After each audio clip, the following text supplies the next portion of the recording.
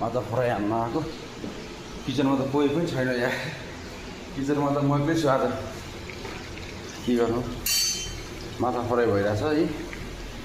हेर्नुहोस् टक्कै माछा फ्राई भइरहेछ यहाँ आज सानो खाले माछा फ्राई भइरहेछ होइन कस्तो हुन्छ थाहा छैन अब हेरौँ फ्राई चाहिँ भइरहेछ होइन ग्यास हल्का ठुलो गर्ने छिटो छिटो हुन्छ कि मजाले फ्राई होस् भइरहेछ टक्क होइन नुन माछा चिन्दिनँ हल्का मसला हालेर चाहिँ गरेर चाहिँ मस्तो गर्नु पऱ्यो भने छैन किचनमा कोही छैन आज एक्लै छ म पनि एक्लै छु आज त ल छिटो आएर कि 1 घन्टा कपडा धुँदै